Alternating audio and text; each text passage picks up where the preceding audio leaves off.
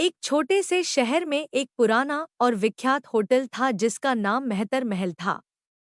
यह होटल शहरीय क्षेत्र से थोड़ा दूर, शांत जंगल के पास स्थित था और अपने समय का सबसे आलीशान होटल हुआ करता था। इसकी वास्तुशैली, अंदर की सजावट और वहाँ की सेवाएं यहाँ आने वाले हर व्यक्ति को मंत्रमुग्ध कर देती थीं। परंतु सालों पहले एक बुरी घटना ने इस होटल को भूतहा बना दिया।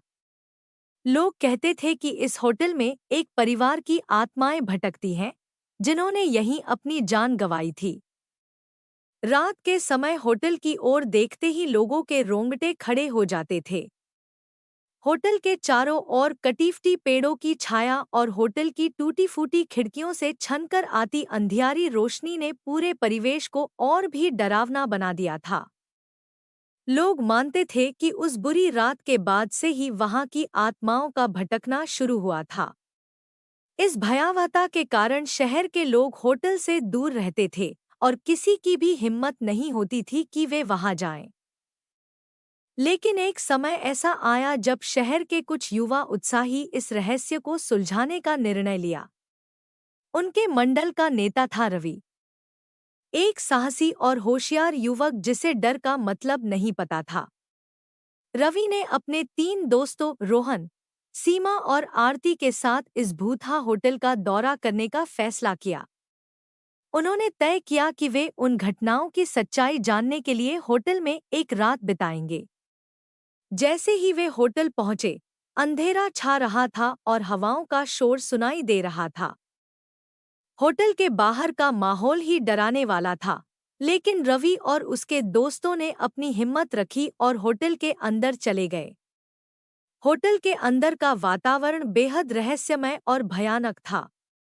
दीवारों पर धूल जमी हुई थी, फर्श हर कदम पर झंझनाट कर रहा था और हर कोने से रहस्यमय आवाजें सुनाई दे रही थी।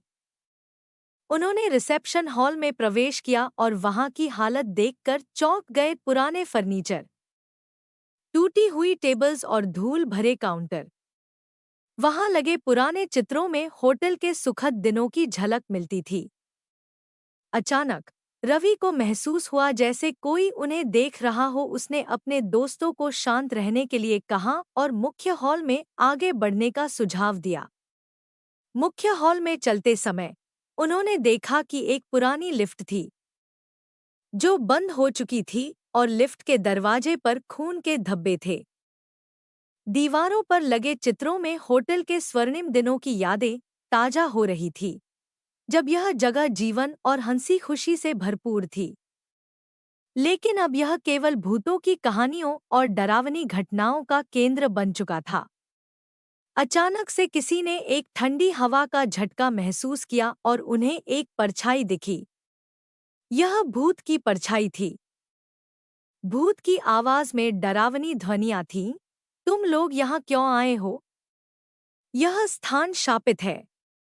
रवि ने हिम्मत से कहा, हम यहाँ सच्चाई जानने और तुम्हारी आत्माओं को शांति दिलाने आए हैं।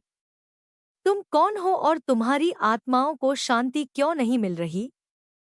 भूत ने भारी आवाज में कहा, मैं इस होटल का मालिक था। मैंने और मेरे परिवार ने यकीन किया कि हम यहाँ हमेशा सुरक्षित रहेंगे। लेकिन एक रात कुछ डाकू आए और हम सबको मार डाला। हमारी आत्माएं तब से लेकर अब तक यहीं भटक रही हैं। हमें न्याय चाहिए। रवि ने वादा किया कि वह इस घटना का पर्दाफाश करेगा और उनको न्याय दिलाएगा। अगले दिन उन चारों दोस्तों ने शहर के लोगों को पूरी सच्चाई बताई और पुलिस को सबूत दिए। पुलिस ने जांच की और डाकुओं को गिरफ्तार कर लिया। जांच के दौरान उन्हें कई रहस्यमय तथ्य और सबूत मिले, जिससे डाकुओं को सजा दिलाने में मदद मिली। पुलिस ने पुराने कागजात, खून के धब्बों और छुपे हुए गवाहों की तलाश की। पुलिस की जांच के बाद डाकुओं को पैसों के लालच में इन मासूम लोगों की हत्या करने का दोषी पाया गया। तब जाकर उन आत्माओं को शांति मिली और वे हमेशा के लिए मुक्त हो गईं। अब मेहतर महल होटल फिर से खोल दिया गया और वहां कोई भी भूतिया घटना नहीं होती। होटल की पुरानी शान धीरे धीरे लौट आई और लोग फिर से वहां आने लगे। रवि और उसके दोस्तों की बहादुरी की हर जगह सराहना हुई और शहर के लोग अब इस होटल को देखकर डरते नहीं थे। रवि, रोहन, सीमा और आरती की यह कहानी साहस और सच्चाई के प्रति उनकी दृढ़ता के रूप में शहर में प्रसिद्ध हो गई।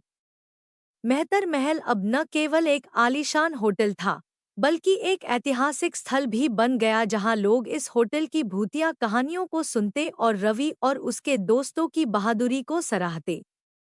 उन चारों दोस्तों का ऐसा मानना था कि उन्होंने न केवल एक रहस्य सुलझाया, बल्कि एक परिवार को न्याय दिलाकर उनके आत्माओं को हमेशा के लिए मुक्त कर दिया।